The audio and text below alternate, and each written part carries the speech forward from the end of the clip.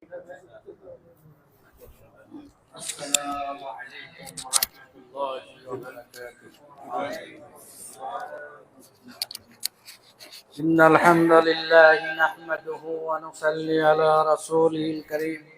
أما بعد، فأعوذ بالله من الشيطان الرجيم. بسم الله الرحمن الرحيم. يا أيها الذين آمنوا اتقوا الله حق تقاته ولا تموتن إلا وأنتم مسلمون.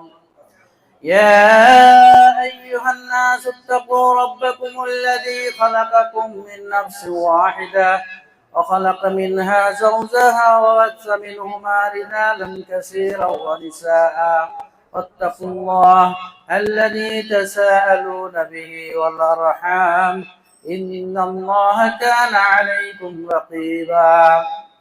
يا أيها الذين آمنوا اتقوا الله وقولوا قولا سديدا يصلح لكم أعمالكم ويغفر لكم ذنوبكم ومن يطع الله ورسوله فقد فاز فوزا عظيما. أما بعد، فأعوذ بالله من الشيطان الرجيم. بسم الله الرحمن الرحيم. يا أيها الرسول بلغ ما أنزل إليك من ربك فإن لم تفعل فما بلغت رسالته والله يعصمك من الناس الله لا يهدي القوم الكافرين. وقال النبي صلى الله عليه وسلم بلغوا عني ولو آية. الحمد لله। যাবতীয় তারিফ, প্রশংসা, কুসামতের আলফাজ একমাত্র সেই মহান গরিয়ান আল্লাহ রাব্বুল আলামিনের জন্য, যিনি আমাদেরকে দীর্ঘ 1 মাস সিয়াম সাধনার পর রব্বুল আলামিন দাওয়া এবং তাবলীগের কাজ আমরা ধারাবাহিকভাবে করে আসছিলাম। রমজান মাসে বিরতি ছিল, তারপরে আমরা ঈদ উদযাপন করে আমরা প্রথম যে দাওয়াতি কাফেলা আমরা এই আল মাদানী আর মসজিদুত তাহির, এই মসজিদে তাবলীগের যে আমাদের মিশন, আজকে আমরা এখানে উপস্থিত হতে পেরেছি। রব্বুল আলামিন আমাদের তৌফিক এনায়েত করেছেন। লাখো শুকরিয়া রব্বুল আলামিনের কাছে জ্ঞাপন করে আমরা সবাই বলি আলহামদুলিল্লাহ। দুরূদ ও সালাম বর্ষিত হোক সর্বকালের সর্বশ্রেষ্ঠ মানব, মানবতার মুক্তির দূত জনাবে মুহাম্মদ রাসূলুল্লাহ সাল্লাল্লাহু আলাইহি ওয়াসাল্লামের প্রতি অগণিত দ্বারায় দুরূদ ও সালাম বর্ষিত হোক। আমরা সংক্ষিপ্ত আকারে বলি আল্লাহুম্মা সাল্লি আলাইহি আল্লাহুম্মা বারিক আলাইহি। আলহামদুলিল্লাহ, আল্লাহ রাব্বুল আলামিনের দরবারে লাখ কোটি শুকরিয়া জ্ঞাপন করে আমার মূল আলোচনায় ফিরে যাচ্ছি।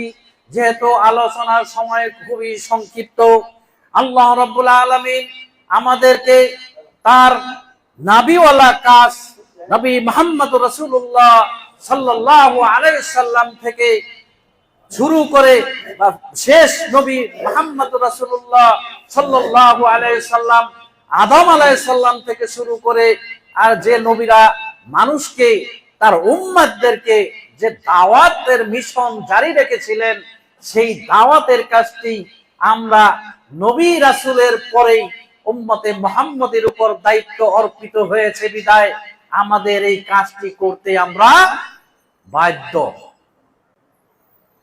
ইচ্ছা হলো তো করলাম, ইচ্ছা হলো তো করলাম না, এটা নয়। নবী মুহাম্মদ রাসূলুল্লাহ সাল্লাল্লাহু আলাইহি সাল্লাম তাওহীদ প্রতিষ্ঠিত করেছেন। হাড় ভাঙা পরিশ্রম করে রক্ত মাখা শরীর নিয়ে তাওহীদ প্রচার করতে গিয়ে তায়েফের ময়দানে মুহাম্মদ রাসূলুল্লাহ সাল্লাল্লাহু আলাইহি সাল্লামকে রক্তাক্ত হতে হয়েছে। ইসলাম এমনি ঘরে ঘরে আসেনি, তৈরি ইসলামটা আমরা এমনি পাইনি। এই ইসলামের পিছনে অনেক মেহনত হয়েছে। নবী রাসূলগণ মেহনত করে একটি পূর্ণাঙ্গ জীবন ব্যবস্থা তথা ইসলামকে উপহার দিয়ে নবী মুহাম্মদ রাসূলুল্লাহ সাল্লাল্লাহু আলাইহি সাল্লাম আল্লাহ রাব্বুল আলামিনের জিম্মায় চলে গেছেন। নবীর দরজা বন্ধ হয়ে গেছে, আর আসবে না, কিন্তু মহান রাব্বুল আলামিন এই নবীওয়ালা কাজটা জারি রেখে দিলেন। উম্মতে মুহাম্মদীদেরকে ছেড়ে দিয়ে তাদের উপর দায়িত্ব অর্পণ করে আল্লাহর নবী তিনি ঘোষণা করে দিয়েছেন, বাল্লিগু আন্নী ওয়ালাউ আয়া। এই উম্মতে মুহাম্মদী, তোমরা জেনে রাখো, আমি মুহাম্মদ সাল্লাল্লাহু আলাইহি সাল্লামের পক্ষ থেকে তোমরা যদি একটি আয়াত, একটি হাদিসও তোমরা জেনে থাকো, অপর ভাইয়ের কাছে সেটা পৌঁছে দাও। কার কথা? নবী মুহাম্মদ রাসূলুল্লাহ সাল্লাল্লাহু আলাইহি সাল্লাম তিনি বলেছেন। আমরা একটু লক্ষ্য করি, সূরা মায়েদার ৬৭ নম্বর আয়াতটি খুলে যদি আমরা দেখি, সেখানে আল্লাহ রাব্বুল আলামিন নবী মুহাম্মদ রাসূলুল্লাহ সাল্লাল্লাহু আলাইহি সাল্লামকে লক্ষ্য করে কি বলেছেন?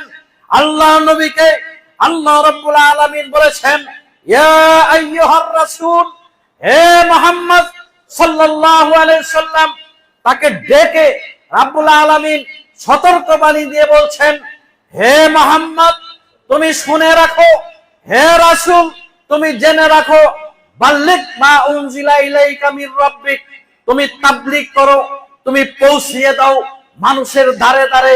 কি পৌঁছাবে? মা উনজিলা ইলাইকা মির রাব্বিক, তোমার প্রভুর পক্ষ থেকে তোমার উপর যা অর্পণ করা হয়েছে, যা নাজিল করা হয়েছে, সেটা তুমি মানুষের ধারে ধারে তাবলীগ করো, পৌঁছিয়ে দাও। তাহলে আল্লাহর রাসূলকে যদি এভাবে বলা হয়, উম্মতে মুহাম্মদের উপর তাবলীগটা ফরজ হলো কিনা? আমরা তো নফল বলে মন চেলো তো গেলাম, দাওয়াতের কাজে অংশগ্রহণ করার মন চেলো তো করলাম, নতে এমনি থেকে যাক।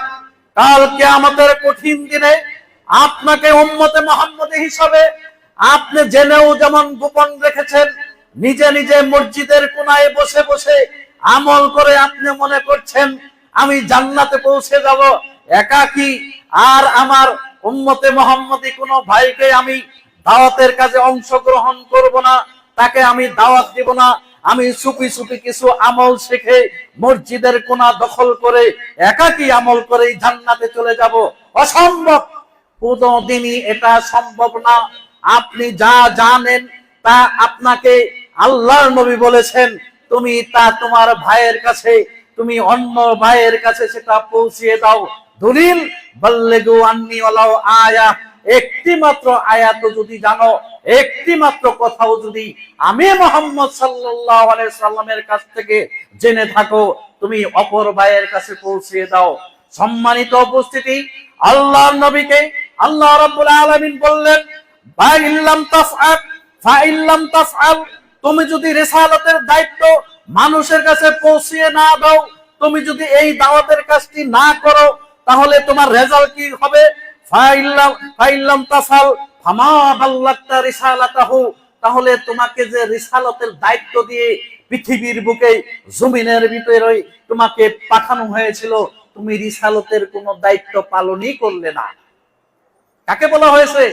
নবী মুহাম্মদ রাসূলুল্লাহ সাল্লাল্লাহু আলাইহি সাল্লামকে বলা হয়েছে।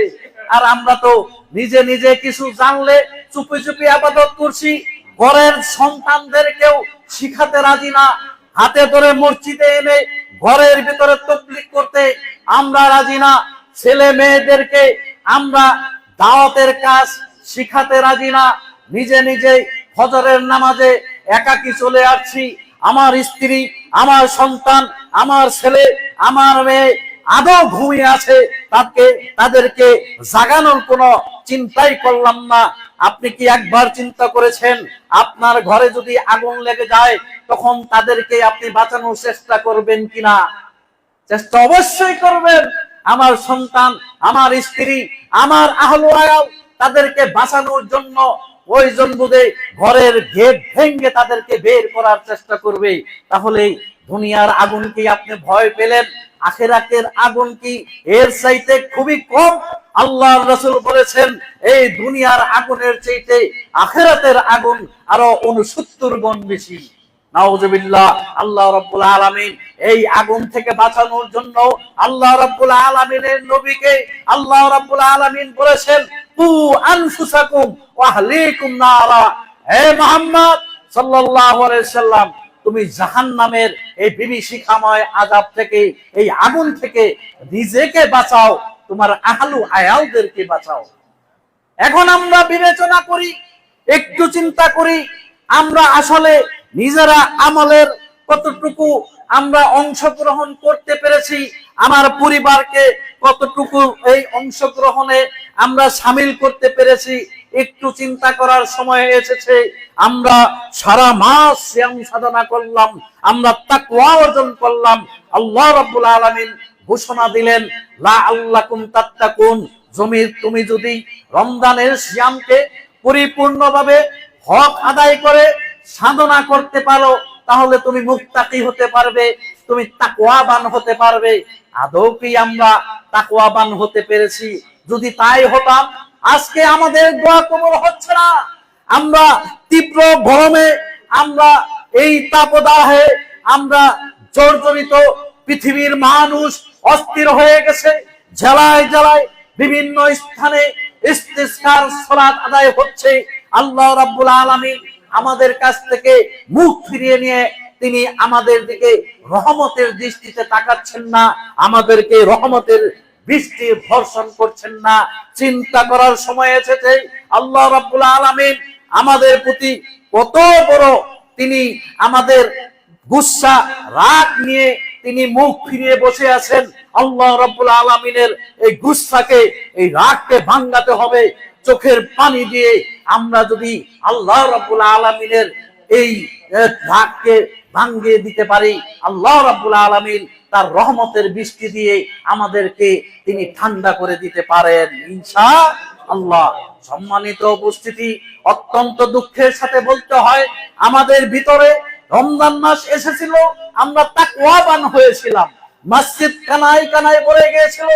প্রথম কাতারে আমাদের মতো সুলিমুদ্দি কুলিমুদ্দি জায়গা পেতাম না, আমরা সিরিয়ালে পিছনে পড়ে থাকতাম।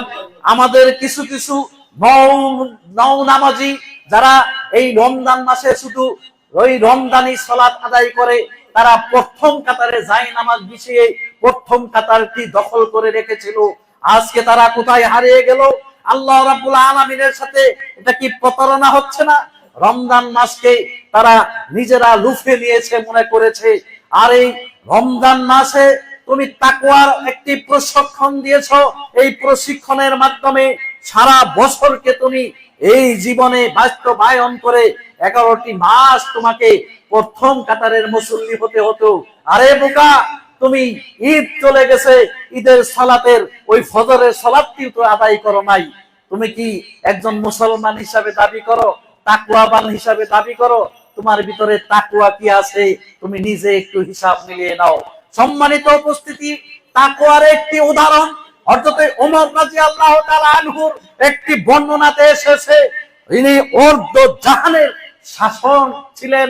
এই হযরত ওমর রাদিয়াল্লাহু তাআলা আনহু তিনি তার গোলামকে নিয়ে রাতের অন্ধকারে প্রজাদের দেখভালের জন্য বের হয়েছেন। দেখতে দেখতে এক কুঁড়ে ঘরের সাইডে তিনি ক্লান্ত শ্রান্ত হয়ে বলছেন চাকরকে, একটু বিশ্রাম নিয়ে নেই, এখানে একটু অবস্থান করি। এই আরামের জন্য, একটু অবস্থান করার জন্য তিনি সেখানে অবস্থান করছেন। ঘরের ভিতর থেকে আওয়াজ আসছে। দুজন মহিলা, একজন বয়স্ক, একজন কম বয়স্ক, কথার আওয়াজে বোঝা যায়। তারা বলছে, বয়স্ক মহিলাটি বলছে, দুধে পানি দিতে হবে, এখন রাত্রি, দুধে পানি মিশাও, আমাদের সংসার ঠিক মতো চলছে না, আমাদের সংসারটা যদি একটু পানি মিশিয়ে দুধটি বেশি করা যায় তাহলে আমরা নাফামান হব, আমরা লাভবান হব। কম বয়সী মহিলাটি বলছে, মেয়েটি বলছে, না, আপনি জানা দরকার আমরা কার শাসনে বাস করছি, আমরা ওমরের শাসনে আছি। ওমর বলেছে খাদ্যে ভেজাল দেওয়া যাবে না, দুধে পানি মিশানো যাবে না, কাজেই এটা অসম্ভব, কখনো এটা করা যাবে না। হযরতে ওমর আর তার চাকর পাশেই তিনি তারা আলোচনা শুনছেন। বয়স্ক মহিলা বলছেন, রাত্রি পড়ায় দুপুর হয়ে গেছে, অর্ধাংশ চলে গেছে, কোথায় তোমার ওমর? ওমরের কথা রাখো, তুমি দুধে পানি মিশাও, দুধ বাড়িয়ে দাও, আমরা দুধ বেশি হলে বেশি পয়সা আমাদের ইনকাম হবে। মেয়েটি বলছে, এটা কোনোভাবেই সম্ভব না, এই দুধে পানি মিশানো যাবে না। হযরত ওমরের একজন রব রয়েছে, যিনি তাদেরকে, হযরত ওমরকে তথা আমাদেরকে তিনি অবলোকন করছে। ওমর যদি আমাদেরকে নাও দেখে থাকে, কিন্তু তার একজন প্রভু রয়েছে, আমাদেরও তিনি প্রভু, কাজেই তিনি দেখছেন। আমরা যদি আজকে খাদ্যে ভেজাল দেই, কাল কিয়ামতের কঠিন দিনে এই ওমরের সামনে আমাদেরকে দাঁড়িয়ে জবাবদিহিতার কাঠ গড়া দাঁড়াতে হবে। হযরত ওমর এই তাকওয়া, এই সত্যবাদিতা দেখে চাকরকে বললেন, ঘরটি চিহ্ন করে তুমি রাখো, আমরা চলে যাই। চলে গেল। চলে যাওয়ার পরে দিনের বেলা হযরত ওমর ওই মহিলাকে ডেকে পাঠাইলেন। একজন মা আর একজন মেয়ে, দেখা গেল দুজনকে তাদেরকে দরবারে হাজির করা হলো। তার পূর্বে হযরত ওমর রাদিয়াল্লাহু তাআলা আনহু তিনজন ছেলে, হযরত আব্দুল্লাহ, আব্দুর রহমান আর হলো আর একজন আসেম, এই তিনজন ছেলেকে হযরত ওমর প্রস্তাব দিলেন যে আমার যদি বয়স থাকতো, আমি একজন পাত্রী নির্বাচিত করেছি, আমি নিজেই তাকে বিবাহ করতাম, কিন্তু আমি তাকে কি করছি না, আমার বয়স নাই। কাজেই আব্দুল্লাহকে প্রস্তাব দিল। আব্দুল্লাহ বলল, আমার একজন স্ত্রী রয়েছে, আমি বিবাহ করব না। হযরত আব্দুর রহমানকে বলা হলো, তেও অস্বীকার করলো। আসেম রাজি হয়ে গেল। আসেমের জন্য পাত্র নিযুক্ত করলো। হযরত ওমর এই মেয়েটির কি দেখেছিলেন যে তার ভিতরে এই মেয়েটিকেই তার পুত্রবধূ করতে হবে, একটু বলতে পারেন? তার ভিতরে তাকওয়া ছিল। এই তাকওয়ার কারণে এই অভাবী ঘরের এই মেয়েটিকে হযরত ওমর রাদিয়াল্লাহু তাআলার মতো খেলাফতের দায়িত্ব, অর্ধেক জাহানের যিনি শাসক ছিলেন, তিনি পুত্রবধূ হিসাবে এই মেয়েটিকে ঘরে নিয়ে আসলেন। সম্মানিত উপস্থিতি, আমি আলোচনা সংক্ষিপ্ত করার সিগন্যাল এসে পড়েছে, কাজেই সিগন্যাল অতিক্রম করা উচিত হবে না। আল্লাহ রাব্বুল আলামিন আমাদেরকে তৌফিক এনায়েত করুন। হযরত ওমর যেভাবে তাকওয়া অবলোকন করেছিলেন, ওই মেয়েটির দিকে, ওই মেয়েটির মতো আমাদের তাকওয়াবান হতে হবে, তাহলেই আমাদের জীবন আমরা প্রশান্তি লাভ করতে পারবো। ভয় করতে হবে কাকে? আল্লাহ রাব্বুল আলামিনকে। আপনি বলতে হবে, কুল ইন্না সালাতি ওয়া নুসুকি ওয়া মাহইয়ায়া ওয়া মামাতি লিল্লাহি রাব্বিল আলামিন। এইভাবে আমার সালাত, আমার নামাজ, আমার কুরবানি, আমার সমস্ত ইবাদত সব কিছু কার জন্য? আল্লাহ রাব্বুল আলামিনের জন্য। এইভাবে যদি আমরা ইবাদত করতে পারি, আল্লাহ রাব্বুল আলামিন অবশ্যই আমাদেরকে রহমতের দৃষ্টিতে তাকাবেন, আমাদের রহমত দিয়ে পরিপূর্ণ করে দিবেন। কারণ আল্লাহ রাব্বুল আলামিনের কাছে 99টি দয়া রয়েছে। একটি দয়া পৃথিবীতে 100টি থেকে একটি দয়া ছেড়ে দিয়েছেন, 99টি তার কাছে রয়েছে। আমাদেরকে তার কাছ থেকে চেয়ে নিতে হবে। আমরা চাইতে পারি না বিদায় আমরা বড়ই হতভাগা, আমরা বড়ই অভাগা। আমাদেরকে আল্লাহ রাব্বুল আলামিন যেভাবে চেলে তিনি খুশি হবেন, তিনি তার নিয়ামতকে আমাদের উপর ঢেলে দিবেন, সেভাবে চাওয়ার তৌফিক দান করুন। এই কথা রেখেই আমার সংক্ষিপ্ত আলোচনা শেষ করছি। ওয়া মা আলাইনা ইল্লাল বালাগুল মুবিন। আসসালামু আলাইকুম ওয়া রাহমাতুল্লাহি ওয়া বারাকাতুহু।